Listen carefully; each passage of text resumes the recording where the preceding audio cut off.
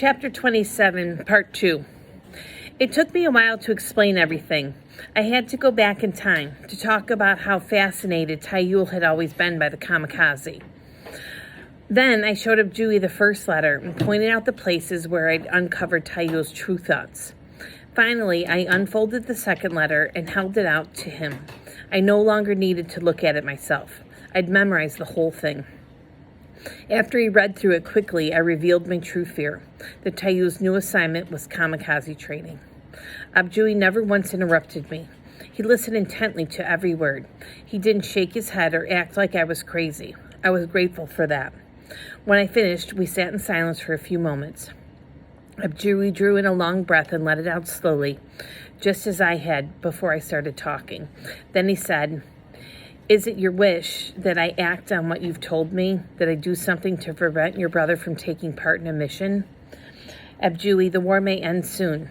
I thought that if Taiyul could be delayed, even for a little while, perhaps there would be no need for him to fly a mission at all. Abjui nodded thoughtfully. "Let us say for the moment that you are correct about your brother," he said evenly. "Suppose I went to the military authorities. What could I say to them that might have the desired result?" I was ready to answer that. It was what I'd been thinking about all day. Still, I spoke slowly, looking down at my hands. At first, I thought perhaps you could say that he had some illness, some kind of medical condition that would be bad for a pilot. But I don't think that would work. He's already been training for so long. They would know by now that there's nothing wrong with him. I paused. Abjui nodded again, so I went on. But what if you were to tell them something like the truth? Tell them that Uncle is a resistance worker. They already know, right? And that Taiyul admired Uncle greatly. And therefore you think Taiyul should not be trusted on a mission of such importance. He should be stopped by flying. I turned this plan over in my mind 100 times. It would not be betraying Uncle. I was not asking Abjui to tell a bald-faced lie. It might save Taiyul's life. Abjui was quiet for what seemed like a long time.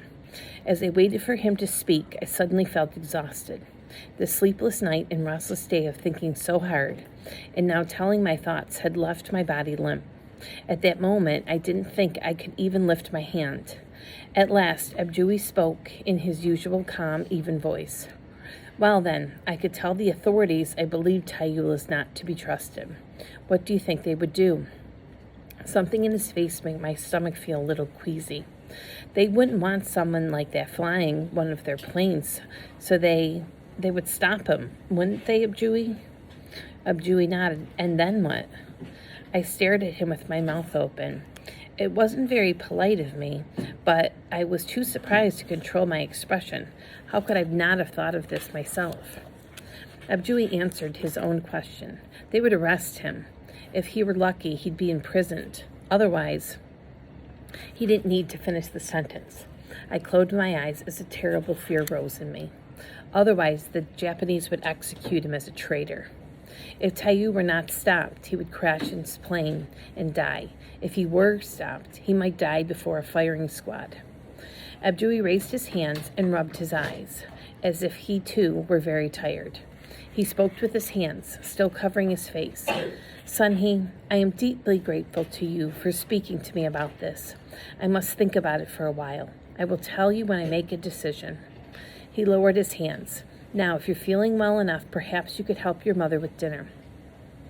I rose from my seat and went to the door.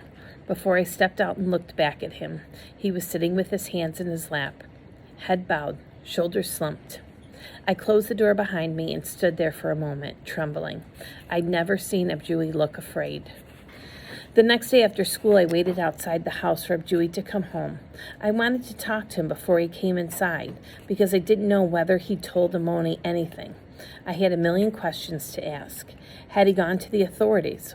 What had he said to them? What did they say in response? Would Taiyul be coming home soon? But when he came home, all the question died in my throat. He looked at me and nodded, his face tired and gentle. Then he shook his head and took me by the hand, so we went inside together. Without a word, he told me what I needed to know. He had given them the information, but he had no idea what they'd do next. We could only wait.